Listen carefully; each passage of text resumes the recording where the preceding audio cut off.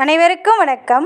எல்லாம் வல்ல ஸ்ரீ சத்குரு சாய்நாதரின் அருளோடும் வராகி அன்னையின் அருளோடும் நம் வேண்டுதல்கள் அனைத்தும் நிச்சயம் நிறைவேறும் நம்பிக்கையுடன் தொடர்ந்து வழிபட்டு கொண்டே வாங்க. இன்றைய பதிவில் பார்க்க போகிற ஒரு விஷயம் என்ன அப்படின்னு பார்த்தீங்கன்னா, நாளைக்கு புது வருடத்தின் முதல் முறையாக வரக்கூடிய வெள்ளிக்கிழமைங்க. வெள்ளிக்கிழமை அப்படின்னாலே மகாலட்சுமி தாயாருக்கு மிகவும் உகந்த நாள், சுக்கிர பகவானுக்கும் மிகவும் உகந்த நாள். இந்த நாளில் இந்த இரண்டு தெய்வங்களையும் இந்த முறையில் வழிபடும்போது நிச்சயமாக நம்மளுடைய வாழ்க்கையில் கஷ்டம் என்பதே இருக்காது. 2023 உங்கள் வாழ்க்கையில் எப்படி போனதோ என்னவோ எனக்கு தெரியாது. ஆனால் இந்த 2024 முழுவதும் உங்கள் வாழ்க்கையில் மகிழ்ச்சி, நிம்மதி, செல்வம், பணவரவை அதிகரிக்கக்கூடிய அற்புதமான ஒரு வழிபாடை தான், மிகவும் எளிமையான வழிபாடை நம்ம பார்க்க போகிறோம். அந்த வழிபாடு என்ன அப்படிங்கிறத நம்ம பார்க்க போகிறதுக்கு முன்னாடி இது வரைக்கும் நம்ம சேனலை நீங்கள் சப்ஸ்கிரைப் பண்ணலைன்னா பண்ணிக்கோங்கம்மா. அப்படியே பக்கத்தில் இருக்கிற பெல் ஐக்கானை கிளிக் பண்ணுங்கள். அப்போ தான் நான் போடுற வீடியோலாம் உங்களுக்கு நோட்டிஃபிகேஷனில் வரும். என்னுடைய பதிவுகள் உங்களுக்கு பயனுள்ளதாக இருந்துச்சுன்னா ஒரு லைக் கொடுங்கம்மா.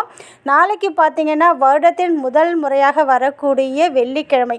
இந்த நாளில் மகாலட்சுமி தாயாரை நம்ம இந்த முறையில் வழிபடும்போது நிச்சயமாக நம் இல்லத்தில் மகாலட்சுமி கடாட்சம் பெருகி வழியும்.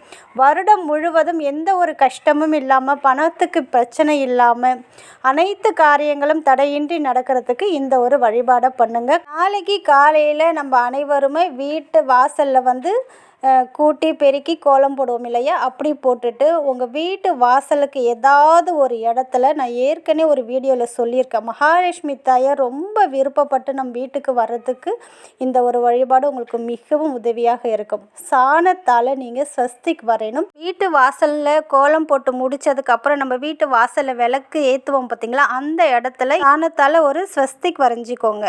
கொஞ்சோண்டு சாணம் எடுத்துக்கோங்க, அதில் கொஞ்சம் தண்ணி கூட கலந்துக்கலாம். அதை கலந்து உங்கள் கையால் ஒரு ஸ்வஸ்திக் வரைஞ்சிக்கோங்க. உங்கள் வீட்டு வாசலுக்கு வெளியில் தண்ணி தெளித்து கோலம்லாம் போட்டு முடிச்சிட்டிங்க பாருங்கள். எந்த இடம் உங்களுக்கு தோதாக இருக்குன்னு பார்த்து அந்த இடத்துல கால்படாமல் இருக்கணும். அந்த இடமா பார்த்து ஒரு ஸ்வஸ்திக் சாணத்தால் வரைஞ்சிக்கோங்க.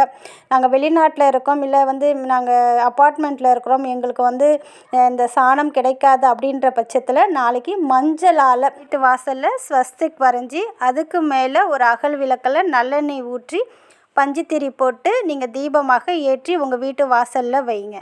உங்களுக்கு பசு மாட்டோட சாணம் கிடைச்சிதுன்னா அது மேலேயுமே இந்த தீபத்தை ஏற்றலாம். கிடைக்காத பட்சத்தில் மஞ்சளால் ஸ்வஸ்திக் வரைஞ்சி அது மேலே இந்த தீபத்தை ஏற்றி வச்சுட்டிங்க இல்லையா, அதிகாலையில் இந்த ஒரு வழிபாடை பண்ணிட்டோம். இதை பார்த்தாலே மகாலட்சுமி தாயார் ரொம்ப மனம் விரும்பி நம்ம வீட்டுக்கு வருவாங்க. அதே போல் நாளைக்கு கண்டிப்பாக எல்லாருடைய வீட்டிலையும் அதிகாலையில் கனகதாரா ஸ்தோத்திரம் இருக்க பாருங்கள், அதை பாடுறதுக்கு நீங்கள் நம்ம கையில் எல்லார் கையிலுமே ஃபோன் இருக்கு இல்லையா, கனகதாரா ஸ்தோத்திரம் நீங்கள் போட்டாலே வந்துடும். அந்த பாடலை நீங்கள் ஒலிக்க விடுங்க. அதே போல் பார்த்தீங்கன்னா லலிதா சகஸ்ரநாமம் ரொம்பவும் அதீத பலனை தரக்கூடியது. அதனால் அந்த ஒரு பாடலையும் நம்ம வீட்டில் ஒலிக்கும் போது மகாலட்சுமி தாயார் மிகவும் விருப்பப்பட்டு நம்ம கேட்டதை கொடுப்பாங்க. வாசலில் நான் சாணத்தால் ஸ்வஸ்திக் வரைய சொல்லியிருந்தேன் பாருங்கள், அதை நீங்கள் டெய்லியுமே இந்த வருடம் முழுவதுமே சாணத்தால் நீங்கள் ஸ்வஸ்திக் வரைஞ்சி அந்த இடத்துல தீபம் ஏற்றும் போது மகாலட்சுமி கடாட்சம் உங்களுக்கு கிடைக்கும். அதே போல் வீட்டில் வருடம் முழுவதுமே கனகதார ஸ்தோத்திரமும் லலிதா சகஸ்ரநாமமும் நீங்கள் கேட்டுகிட்டே வரும்போது மகாலட்சுமி விருப்பப்பட்டு உங்கள் வீட்டுக்கு வரது மட்டும் கிடையாது,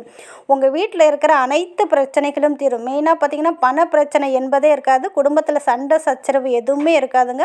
தடைப்பட்ட அனைத்து காரியங்களும் தடை நீங்கி சுபிக்ஷமாக இருக்கும். அதனால் முதல் வரக்கூடிய வெள்ளிக்கிழமை அன்று இந்த ஒரு வழிபாடு பண்ணுங்க. அதே போல் நாளைக்கு இரவு 8 to 9 சுக்கிர ஓரையில் இந்த ஒரு வழிபாடு பண்ணுவதன் மூலமாக சுக்கிர பகவானுடைய பேரருளும் மகாலட்சுமி தாயார் விஷ்ணு பகவானுடைய பேரருளும் கண்டிப்பாக கிடைக்கும். நாளைக்கு 8 to 9 சுக்கிர ஓரையில் ஒரு 11 கிராம்பு எடுத்துக்கோங்க, 3 ஏலக்காய் எடுத்துக்கோங்க.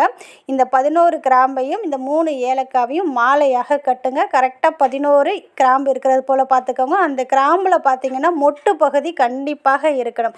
அந்த மொட்டு பகுதிக்கு தான் பணத்தை ஈர்க்கக்கூடிய ஆற்றலும் அனைத்து தெய்வ சக்திகளை ஈர்க்கக்கூடிய ஆற்றலும் இருக்குது. அதனால் கிராம்பில் அந்த மொட்டு இருக்கிறதா பார்த்து 11 கிராம்பை மாலையாக கட்டிக்கோங்க. கட்டிட்டு கீழே நம்ம குஞ்சம் போல் ரெடி பண்ணுவோம் இல்லையா, மாலைக்கு கீழே குஞ்சம் போல் இருக்கும், அந்த குஞ்சத்துக்கு 3 ஏலக்காவை ஊசியில் கோத்து அந்த மாலையில் கட்டிடுங்க. அப்படி கட்டின மாலையை உங்கள் வீட்டில் மகாலட்சுமி தாயாரோட ஃபோட்டோ இருந்தாலும் சிலை இருந்தாலும் நீங்கள் போடலாம்.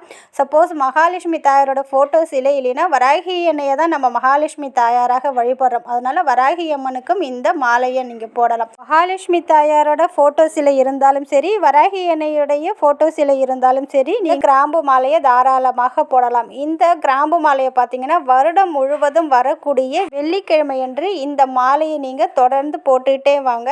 இப்போ இந்த வெள்ளிக்கிழமை 11 கிராம்பு 3 ஏலக்காயும் மாலையாக நீங்கள் கட்டி அம்மாவுக்கு போட்டுட்டீங்க இல்லையா, இது அந்த வாரம் முழுக்க அம்மாவோட கழுத்திலே இருக்கட்டும்.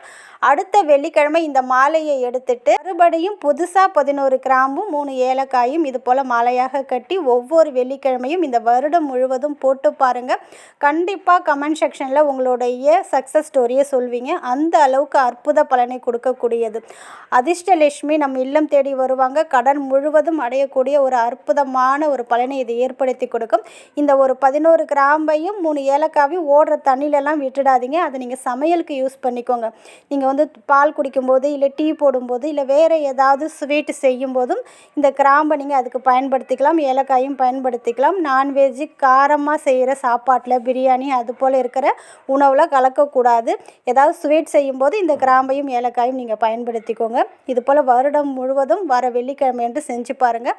நாளைக்கு நெய்வேத்தியமாக மகாலட்சுமி தாயாருக்கு பால் பாயசம் நெய்வேத்தியமாக வைங்க. அதில் ஏலக்காய் தட்டி போட்டு பச்சை கற்பூரம் போட்டு வைக்கும்போது ரொம்ப நல்லது. கல்கண்டு இருந்துச்சுன்னா அந்த பாயசத்தில் கல்கண்டு போட்டு நீங்கள் நெய்வேத்தியமாக வைக்கும்போது சுக்கிரனுடைய பரிபூரண அருளும் மகாலட்சுமி தாயாருடைய பரிபூரண அருளும் உங்களுக்கு வருடம் முழுவதும் கிடைத்து கொண்டே இருக்கும். வைக்க இடம் இல்லாத அளவு கூட பொன்னும் பொருளும் ஆபரண சேர்க்கை ஏற்படும்.